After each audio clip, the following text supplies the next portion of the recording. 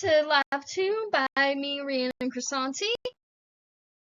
Now, an introduction into the lab, we are looking at motion where two forces, gravity and air drag, act on an object. And we expect that when we graph the movement of the object actually moving, and then predict the values, one where we expect a drag force and one where we only expect a gravity force, that the one with drag force is going to look similar to our initial data. And to do this, we will be using a video of a tracked object and charts to show the differences between the results. So to do this, we are going to look at our scientific principles, including Newton's second law, with our position update and velocity update functions. And we're also going to have a Fnet vector as well as a force of drag equation, where this B is the coefficient of drag. And here in the video, you can see me dropping a pack of playing cards. The system is the playing cards, while the surroundings is everything else. And then we use the data that we got from tracking the object, where we use this initial value right here as our initial position, and these two values plugged into this equation over here, we can get our initial velocity.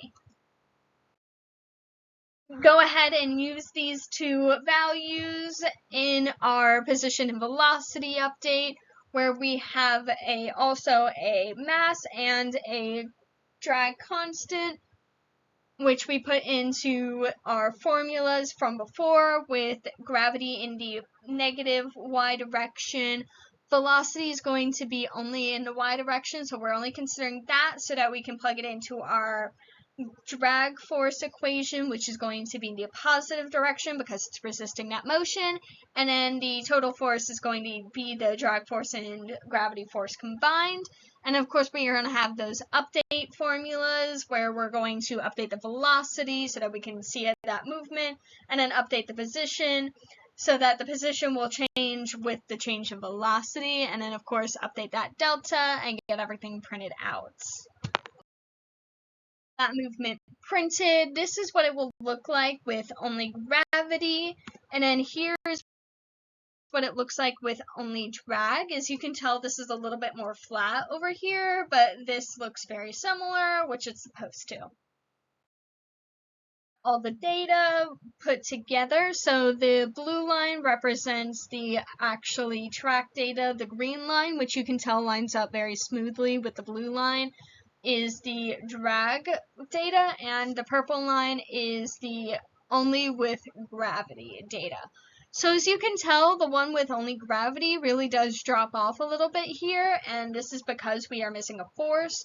And the similarities between all of them over here is partially because due to the relatively low velocity, the drag force is very small, so it has a very small effect, as well as the forces have the force of gravity also hasn't had a lot of chance to change the velocity. So they're very similar up here before over time dropping off a little bit. And as you can tell, the blue line starts to go over the green line up here, which is slightly over the green line up here, and is true throughout the entire thing, which is because there is likely another force that we are not taking into account, or the drag coefficient could be just slightly off. So this first graph over here is going to be without a drag coefficient or a drag coefficient of 0.